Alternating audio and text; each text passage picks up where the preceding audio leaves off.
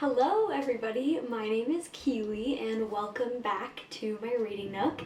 It has been too long. It's been a really long time.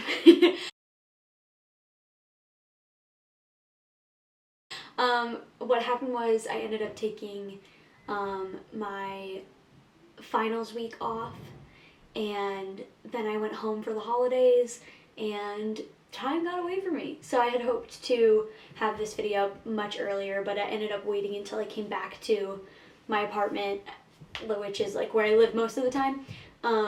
Yeah, so I'm excited to talk about today my favorite books of 2021. This is so much fun because I love watching these, so it's really exciting to get to make one, which is a little bit corny, but it's just exciting for me. Because I spent so long like watching other people do these videos every single year, and now I'm making my own. So that's really fun, and I also think it's a cool way to kind of keep track of like the kind of books you're loving, and it helps you pick up books in the future that you're, more likely to enjoy. Yeah, and I feel really excited and energized about my reading year in 2022. As you guys could probably tell from my fall videos, I was very busy in the fall semester, like scary busy. And this spring semester, I'm really trying to, have a little bit more free time to kind of just exist. I was just doing too much in the fall, and is all exciting things, all good things, but going into the spring semester, which is my final semester ever of college, I'm just excited to enjoy it and enjoy the phase of life that I'm in and do a lot more reading than I did in the fall. Yeah, so I'm super excited, and I figure we could just get into it. I'm going to be back on my normal schedule now, which is an upload every Friday. I'm sure there'll be like weeks that I take off, like I might take off spring break or maybe like graduation weekend and stuff like that, but for the most part we're back to Fridays as my day that you can expect for me to actually consistently upload. Yeah, so I ended up reading 27 books this year, which was a lot more than I have in the past. So that was really exciting for me. I mean, I know a lot of booktubers have like the 125 books that I read this year, but for me, 25 was my goal, and I exceeded that by 2 books, so I was really excited about that. And my goal for this upcoming reading year is still 25, just because I felt like it was a solid number for me.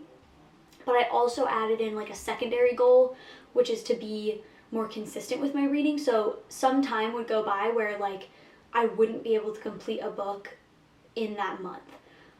Like I still read 27 books in the year, but I didn't read a single book every single month of 2021. And this year I want to at least read 1 book per month. Even if I read 12 books in the year and 1 book per month, I feel like that would be like a better reading experience, a better relationship with reading, because it'll be something that's more consistent, as opposed to now where I read 3 to 4 books when I have a free week or 2 weeks, and I'm just ravenous with how much I'm reading because I just don't have time during the rest of my days. And this year I'm really trying to like be cognizant of like reading a small amount every day so that I can ensure I'm consistent with reading and keeping it a consistent habit in my life. And I feel like that's something I would recommend to anyone who's also trying to be like good about reading a lot, but also has a lot of obligations, for school or work or just your life generally. So yeah, that's my reading goals for the year, is to read 25 books and then also read at least 1 book per month. If I read 10 books in 1 month, that's great, but I just want to at least have read 1 book in every month of 2022. So with that being said, I'm going to jump into my favorite books of this past year, which is such a fun conversation. So let me know if you have read any of these, or if you're interested in reading any of these. I would love to know what your thoughts were on them, and then also what your favorite book of 2021 was, because I'm always looking for good recommendations. But again, I miss doing this, and long time no see, and yeah, thanks for your patience and just for giving me a second to step away when it was needed. So I'm excited to get back now that I'm like re-energized. I took a good break, and yeah. Okay, so these aren't, these are going to be in the order that I read them, but not necessarily the order, like my top 5 ranked. They're just my overall top 5, because I don't know if I could fully pick a top 1. I maybe could, and when I'll get to that one when I talk about it, but we're going to talk about them in the order that I read them, which I'm going to look on my phone because that is where I keep the order that I read the books in the year. So I'm excited about that. I also wanted to give like a few honorable mentions before we get into the top 5. These were amazing books and would have made it into a top 10, but I just felt like 10 was too many to pick since I only read 27 books, which isn't that many relative to like a lot of other people. So the one honorable mention is Wild by Cheryl Strayed, which is about a woman hiking the Pacific Crest Trail. Really awesome memoir type story. Me by Elton John, which was an autobiography that I loved because I'm a huge Elton John fan, and if you are too, I would really recommend it because it was a super cool look into like the way that he thinks about his own life and his own career. Educated by Tara Westover, awesome book. I think about it a lot. It stuck with me, so that's why it's an honorable mention. But for me, it was like a little bit like, it had like a tinge of sadness for me that kept it out of the top 5, but it was still a 5-star memoir, and I would highly recommend that you check it out. And then the last honorable mention, oh, there's 2 more. The last honorable mention for memoir was Somebody's Daughter by Ashley C. Ford. Great book. Not very long, really awesome story, like coming of age, a young woman dealing with having an incarcerated father and like her family dynamic being really complicated. But I thought it was amazing. I would put like some trigger warnings on that for like sexual assault and domestic violence. But it was a really, really impactful memoir. And then the fiction honorable mention that I'd give is The 7 Husbands of Evelyn Hugo, because I think it got me into Taylor Jenkins Reid writing, and I really, really enjoyed it. But I don't think I was as hyped on it as a lot of other people have been, which is totally fine. Like, I still gave it 4 stars and thought it was amazing. But yeah. Those are my honorable mentions, and then now I'm going to get into the actual favorites, which is very exciting. Okay, so the first book that's on this list that I read in the year, I think I read in June, because I didn't really get back into reading intensely until I think May of this past year. So that's why the 27 books is pretty good. Okay, you know, it's not amazing, but it's pretty good because it was only from June, or like May or June, until December, so I'm pretty proud of it. But, okay, so that book is If Then by Jill Lepore. And if anyone has been watching my channel from the beginning, you would know that I put this book in my first wrap-up video that I ever posted. And I thought this book was amazing. So it's a nonfiction, I would classify it as a history book, and it's called If Then, How the Simulmatics Corporation Invented the Future. And it's essentially about the history of kind of data mining and social psychology research being used to infiltrate the world of politics and the world of advertising. So it's kind of the precursor to Facebook and all these conversations that we have about data and the way that it's used to dictate outcomes of certain things and like dictate human behavior. But it talks a lot about the Vietnam War, the Cold War, these eras where the Simulmatics Corporation, which was a real company, and the players within it, like it kind of looks specifically at those individuals who played a role in the corporation and what they did to sort of have this weird outcome, which is that this company was so impactful in those kinds of tactics, but nobody really talks about them or remembers them. But Jill Lepore kind of found information about them in an archive and just started researching the company and found that it had so many parallels to what we experience today in our daily life, and that's why I found the book to be so impactful, just because I felt like it was a book that I could have been reading about modern day, but I was reading a book about like the 1950s and 60s. So I highly recommend reading this. It definitely has like more of a history slant to it, but like I said, Jill Lepore talks about specific people within the company, so you feel as though you're kind of reading a character-driven history book, which I really enjoy. But yeah, I would highly recommend this. It's sort of like a character-driven history book, and if you're interested in Jill Lepore at all, she's, you know, a very popular, like, kind of pop culture history writer. I would highly recommend picking this up because it's not the same slant as, like, These Truths or, like, other books that she writes that are span, like, a huge period of time. It's very focused on this one company, the players inside of it, and the implications of that on our lives today. So I thought it was brilliant. I thought it was amazing. And also, this is the hardcover version, but there's a paperback version that has a very cool cover that I kind of like better than the hardcover. How sad for me. But I highly recommend that. I gave it 5 stars. I was such a fan. So yeah, definitely pick up If Then by Jill Lepore.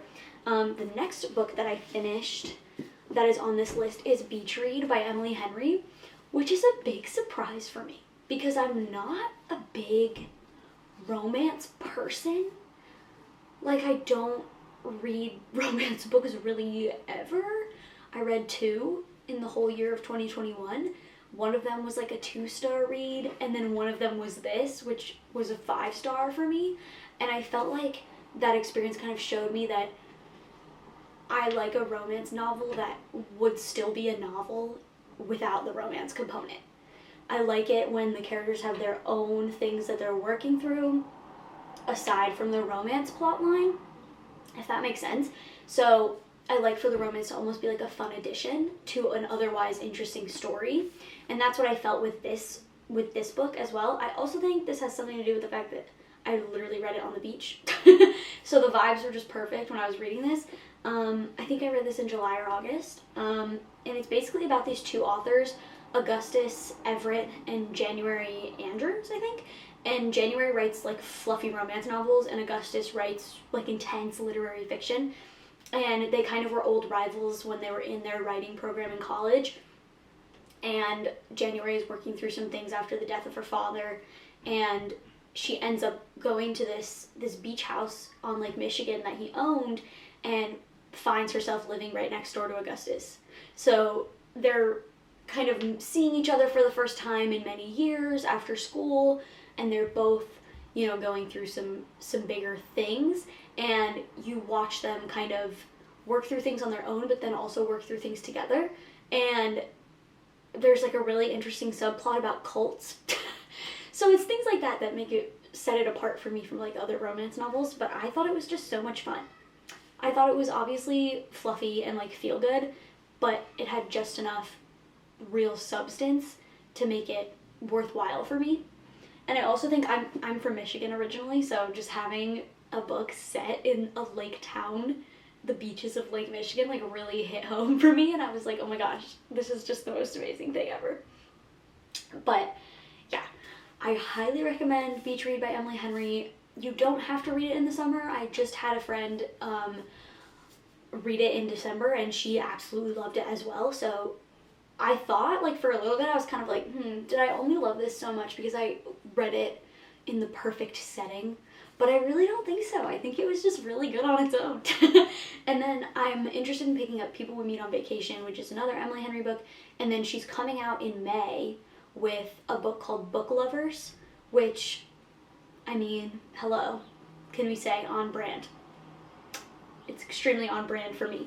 And now that I know that I like her writing, I'm even more excited about it because I feel like it's going to be another instance where it's a romance plot 100%. Like, it's, I'm not going to sit here and say it's literary fiction, but the fact that the characters are so interesting on their own, I felt like really lent itself well to like a complicated, very like believable romance, as opposed to like love at first sight kind of story that doesn't really make sense. So I absolutely loved it, and I mean the cover is so cute. So I highly recommend Beach Read by Emily Henry. Give it a chance if you're not a romance person, because I wasn't. I gave it a chance, and now it's on this list. So do with that what you will. Okay, the next book that is on this list I don't actually have here in front of me because I lent it to my mom, but it's Little Fires Everywhere by Celeste Ng. I'm sure you've heard of it. It's a Hulu original show as well, which I watched after reading the book and thought it was really good. But the book was definitely better. And this book introduced me to what I honestly think is one of my new favorite authors of all time. I really, really like Celeste Ng's books, and they just hit home for me so well because they're set in like these suburban Midwestern towns, and they look at family dynamics.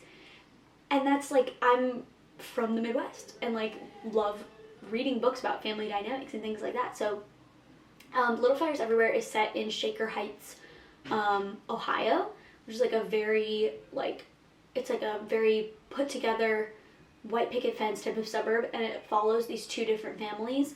One that's like sort of a transient artist and her daughter, and then the other is like a very established like mom, dad, 4 kids, like McMansion kind of vibe.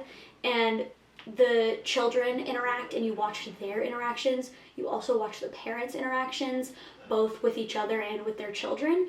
And you also get a look into their pasts, like the pasts of the parents. And it's so fascinating. Like, it just feels like you're reading a case study of this family, and you're getting a chance to see the background that these characters have. Like, okay, why do they act this way towards each other, and what in their past might make them sensitive to this issue, or what in their past might make them act this way as a parent. And I just thought it was like so interesting because no character in it is perfect, but you get a chance to like really empathetically look at the characters as holistic people who are informed by their past experiences.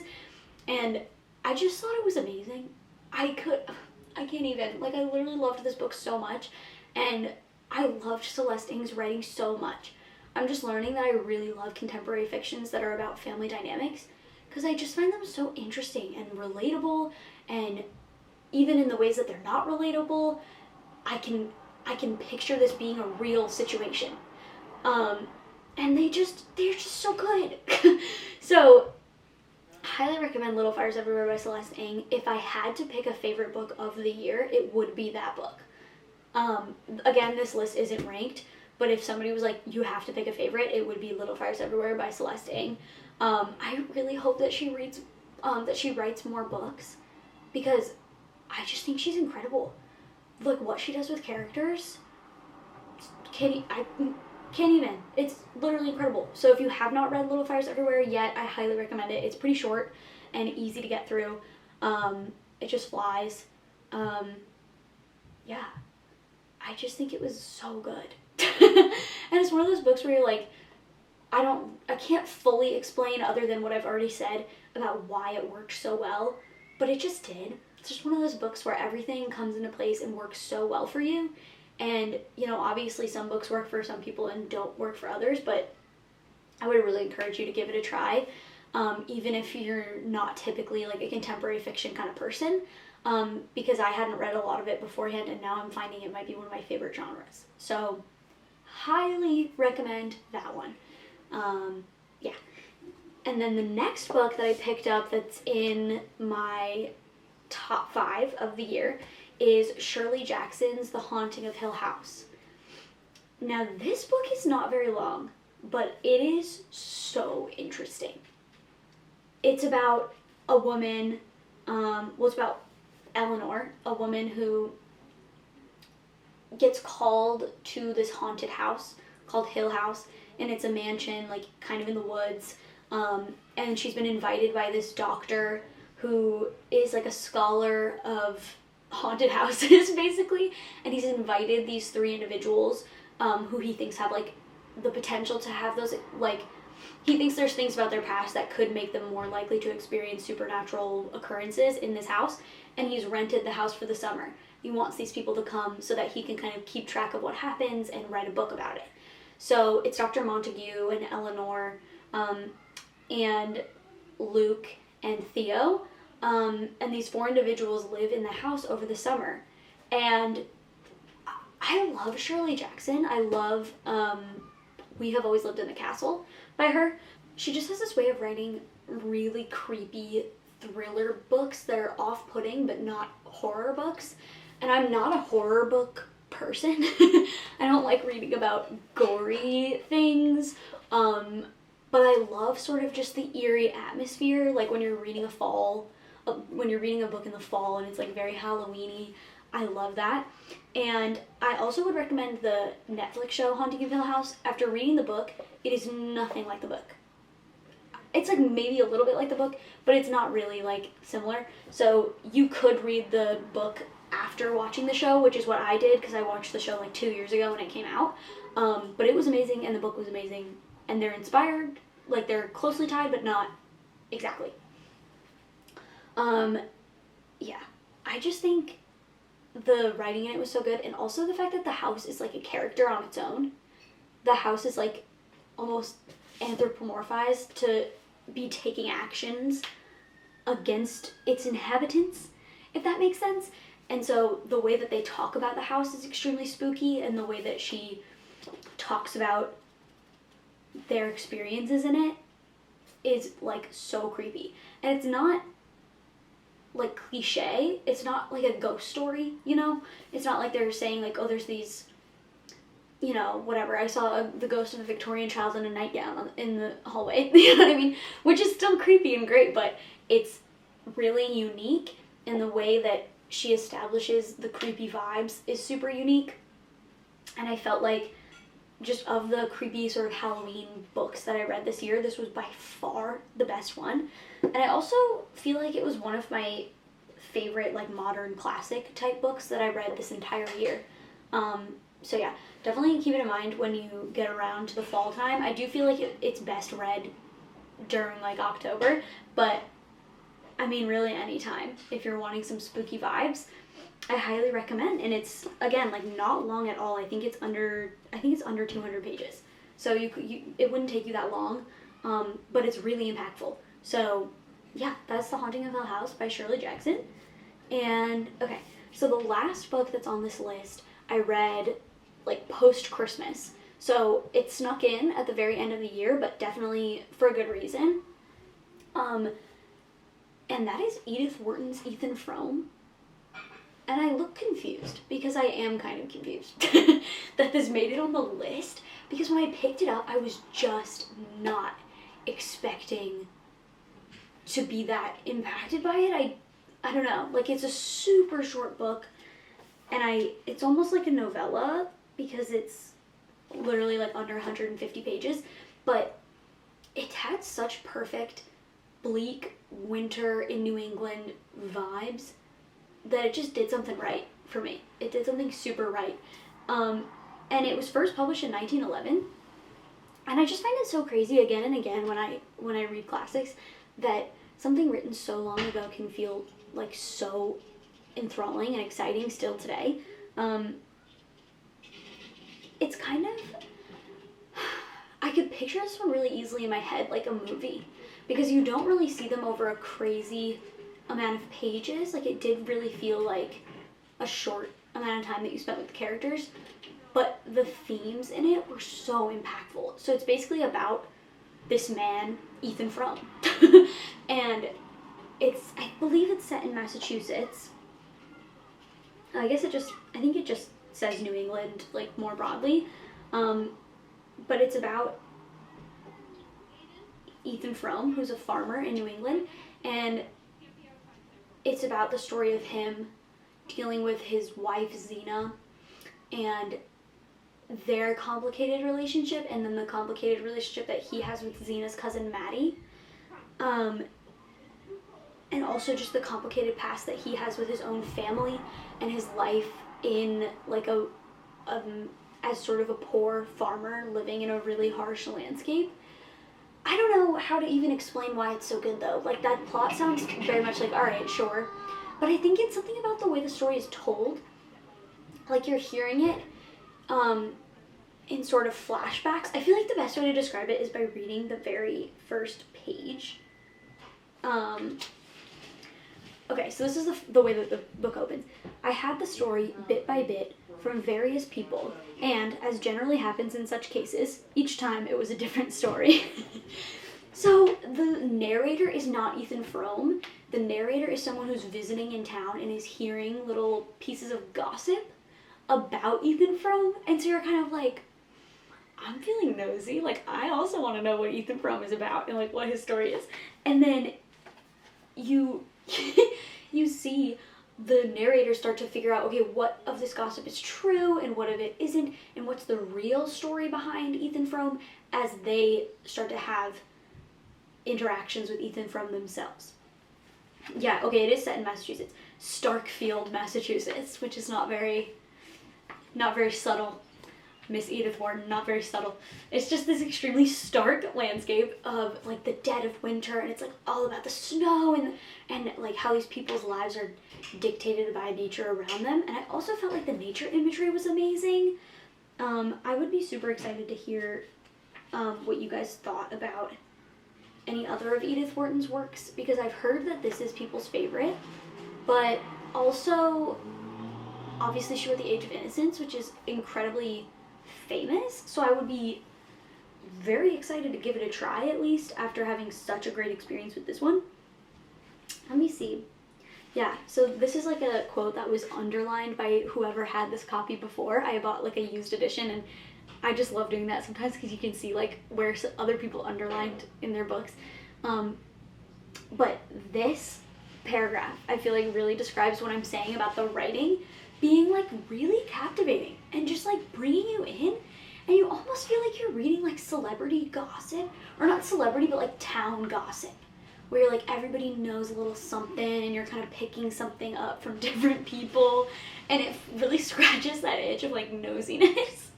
And also that itch for like a wintry book. So this is the paragraph. He seemed a part of the mute melancholy landscape, an incarnation of its frozen woe, with all that was warm and sentient in him fast bound below the surface. But there was nothing unfriendly in his silence. I simply felt that he lived in a depth of moral isolation, too remote for casual access, and I had the sense that his loneliness was not merely the result of his personal plight, tragic as I guessed that to be, but had in it, as Harmon Gow had hinted, the profound accumulated cold of many Starkfield winters. I don't know, isn't that just great? And the whole thing is like that. It's just like fun. I found it to be fun, and the ending really ramps up. Like, it's almost like thrillery at the end, and so I'm like, okay, it was really that one of those books where I picked it up. I was like, oh, this is a small book, and I'll pick it up after Christmas, like really just kind of finish off the year. But it ended up being so good. Like, what? It was really surprising. So I highly recommend that you guys pick it up. Maybe like January, February would be the perfect time, like that really bleak part of winter, where it's starting to piss you off a little bit how cold it is. Yeah, so yeah, those are my 5 favorite books of the year, and I'm super excited about them. I really loved the books that I read this year, and I'm super excited to like start off a year with this goal of reading more consistently. I really think it's going to be fun, and I hope that you guys have really good reading years, and I will catch up with you next week where I talk about my January TBR. So thank you so much for coming, and have a great rest of your week. Bye!